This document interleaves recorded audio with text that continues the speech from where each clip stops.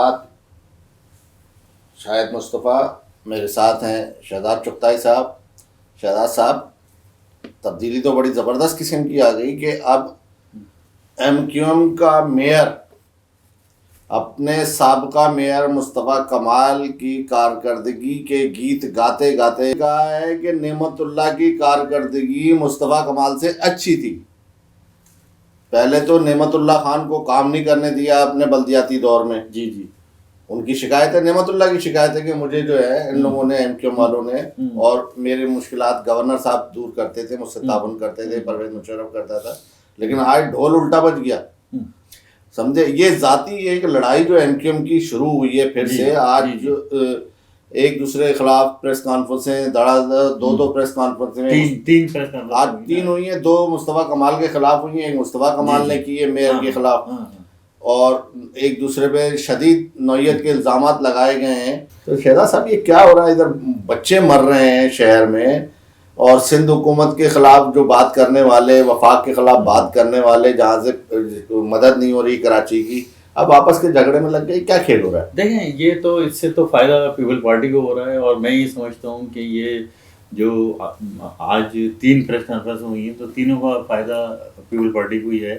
اور صوبائی حکومت کو ہے، اور وہ کیا کہتے ہیں، پیپل پارٹی کے وزراء، پیپل پارٹی کی حکومت اور پیپل پارٹی کے بیوروکریٹ بہت خوش ہوں گے کہ یہ دیکھیں جی، یہ ہم تو بالکل ہی ایک طرف نکل گئے، اور یہ تینوں فریق جو ہیں، تینوں فریق تو نہیں ہیں لیکن فریق بنے ہوئے ہیں، تو یہ تینوں آپس میں لڑ رہے ہیں۔ میں سمجھتا ہوں ایک ہی پارٹی کے لوگ جو ہے نا، ایک ہی پارٹی کے لوگ آپس میں لڑ رہے ہیں، تو میں سمجھتا ہوں کہ یہ ممکن ہے کہ اس کے پیچھے بھی کوئی یعنی کہ سازش ہو، اور اس سے کراچی کو کوئی فائدہ تو نہیں ہو رہا۔ ان الزامات سے جگ ہزائی ہو رہی ہے، اور جگ ہزائی بھی ہو رہی ہے اور بدنامی بھی ہو رہی ہے، اور میں نہیں سمجھتا کہ یہ کوئی ایم کیو ایم کی بدنامی ہو رہی ہے یا کسی فرد واحد کی بدنامی ہو رہی ہے۔ اگر میئر وسیم اختر مصطفیٰ کمال کے پر اگر کوئی الزام لگا رہے ہیں تو اس سے کوئی مصطفیٰ کمال کی بدنامی نہیں ہو رہی، اور اگر مصطفیٰ کمال اگر کچھ وسیم اختر کو کہہ رہے ہیں تو اس سے وسیم اختر کی بدنامی نہیں ہو رہی۔ یہ ایک جو پارٹی کراچی کی ہے، ایم کیو ایم جو ہے، اور جو یعنی کہ جو اردو اسپیکنگ طبقہ ہے، تو یہ جو اس سے یعنی کہ جو یہ لڑائی ہو رہی ہے، اس سے اردو اسپیکنگ طبقے کو بہت زیادہ تکلیف ہو رہی ہے، اور یہ اردو اسپیکنگ طبقے کی جگہزائی ہو رہی ہے۔ نہیں شہزاد صاحب، یہ تو جب میں نے میئر سے بات کی، جی، میں نے کہا میئر صاحب آپ نے ہنگامی پریس کانفرنس بلا لی ہے، اس کا کیا مقصد؟ یہ تو آپ کے گھریلو جھگڑے ہیں۔ جی ہاں، آپ کسی کے گھر میں گھس کے جو ہے الزام لگا رہے ہو کہ فلاں کی بیوی کو طلاق ہوئی تھی، تو اس کا جو ہے اس کے لیے رقم انہوں نے بھیجی تھی۔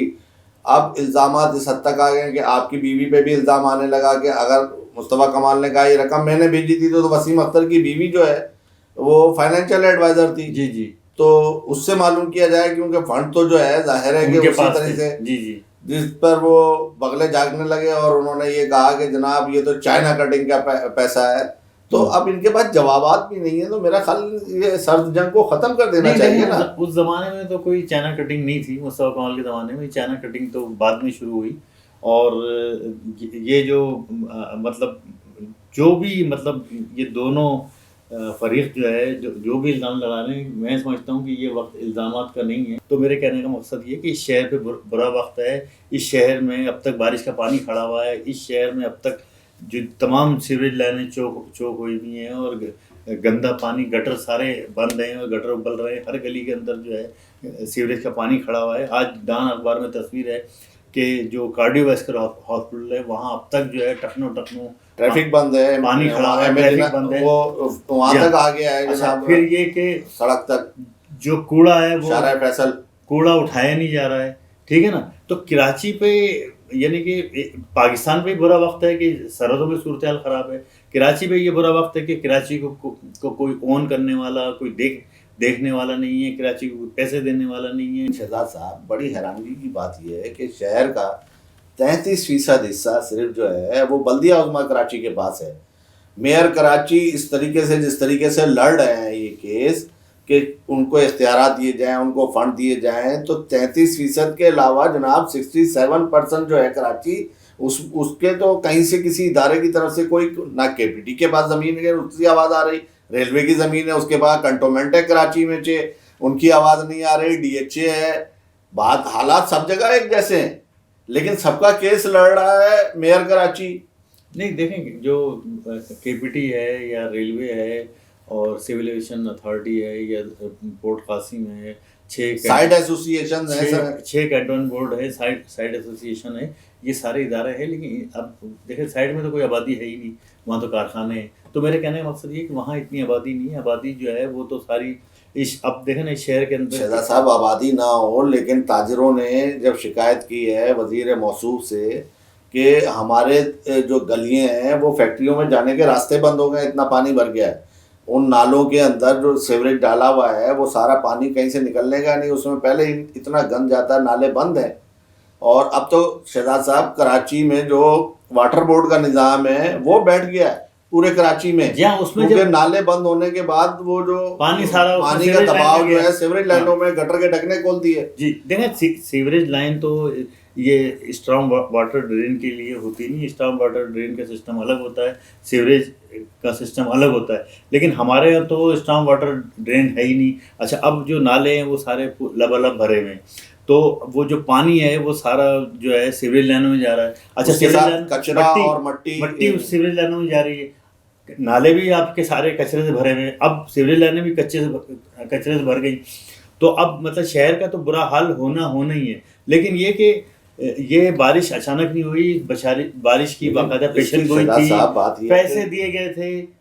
وزیر اعلیٰ نے کہا تھا کہ جی ہم, وزیر اعلیٰ نے اور میئر نے کہا تھا کہ ہم کہ بارش سے پہلے سارے انتظامات کر لیں گے اور شہر صاف کر دیں گے. حیران کن بات بتاؤں میں کہ میں نے کورنگی یہ واٹر بورڈ کا اجلاس ہو رہا تھا, بورڈ کا اجلاس تھا, اور سعید غنی جو وزیر بلدیات تھے انہوں نے مجھ سے کہا کہ آپ ان MQM کے چیئرمینوں سے پوچھ لیں کہ یہ ہماری کارکردگی سے اور واٹر بورڈ کی کارکردگی سے مطمئن ہے.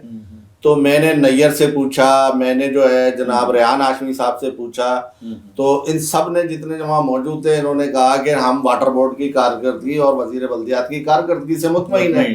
تو اتنی جلدی کیا انقلاب آ گیا کہ وزیر بلدیات تو سندھ حکومت کا ہے, آپ سندھ حکومت سے استعفے کی وزیر اعلیٰ سے بات کرنے لگے, آپ جا کے MD واٹر بورڈ کے دفتر میں اس سے لڑنے لگے جس سے آپ نے کام لینا ہے, اس سے آپ لڑنے لگے. اس نے پول کھول دیا, اس نے بولا سارے جو بلڈنگیں بنوائی ہیں شہر میں آپ لوگوں نے کھڑے ہو کے بلڈنگیں بنوائی ہیں, ہمارا تو انٹرفیئر تھا ہی نہیں. کوئی سیاسی لوگ وہاں کھڑے ہو رہے تھے, بلڈنگیں بن رہی تھی. وہ 12 انچ کی لائن پہ اگر پریشر جو ہے پڑے گا سیوریج کی تو وہ ساری ڈر گھر میں یعنی جو ہمارا اولڈ سٹی ہے, گارڈن کا علاقہ ہے, تو یہاں 6,000 گز کے بنگلے ہیں.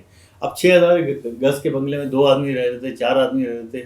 وہاں آپ نے کوئی 40 منزلہ بلڈنگ بنا دی, اور وہاں پر جو ہے کوئی کئی ہزار آدمی جو ہے رہنے لگے, اور کئی ہزار آدمی کو سیوریج جو ہے وہ لائن میں آئے گا, وہ تو ظاہر ہے کہ پھر وہ لائن تو چوک ہونی ہے نا. تو یہ سارے کراچی کو جو تباہ کیا ہے بلڈر مافیا نے کیا ہے, یہ سارا تباہ جو ہے کیا کہتے ہیں یہاں کی جو الیکٹڈ لوگ ہیں انہوں نے کیا ہے, بلڈنگ کنٹرول اتھارٹی نے کیا ہے.